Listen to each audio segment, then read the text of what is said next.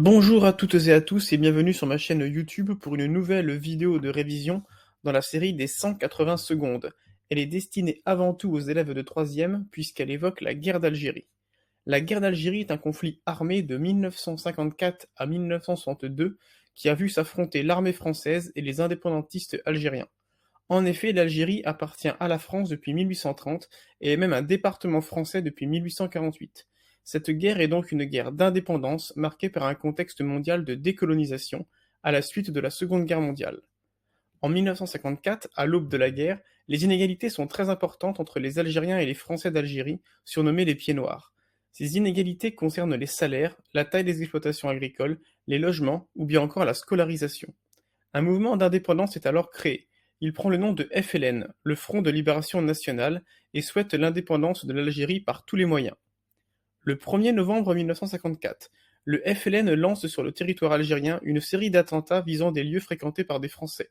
Les attentats de la Toussaint Rouge vont causer la mort de 8 personnes, à savoir 4 pieds noirs et 4 soldats français. Pour mener les combats, le FLN se dote d'une armée, l'ALN, l'Armée de Libération Nationale. Les combattants profitent du vaste territoire algérien pour s'entraîner et se cacher notamment dans le massif des Aurès.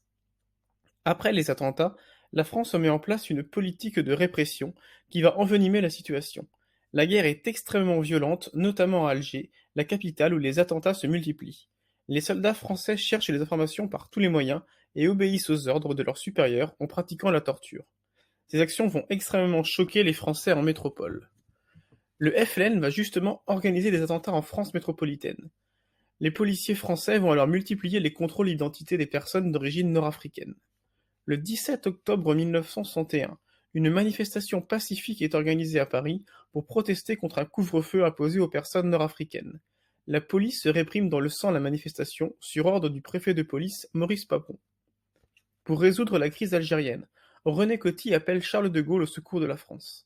Ce dernier devient le premier président de la Ve République dont il vient d'écrire la Constitution. Il se rend à Alger où il prononce le célèbre discours « Je vous ai compris ». Le 18 mars 1962 sont signés les accords d'Évian mettant en application un cessez-le-feu. Le 3 juillet 1962, l'Algérie se déclare indépendante. Les Pieds Noirs sont contraints d'abandonner leur maison, leur travail, leur terre natale pour s'installer en France.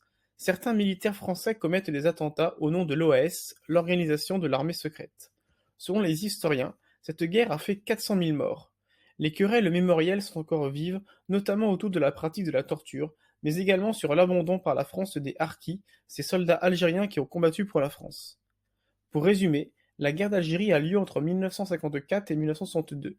À cette époque, l'Algérie est un département français où l'on retrouve de nombreuses inégalités entre les Algériens et les Pieds Noirs.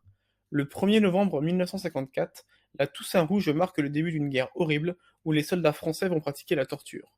En 1962, les accords d'Évian mettent fin à la guerre et l'Algérie devient indépendante. Created using Powtoon.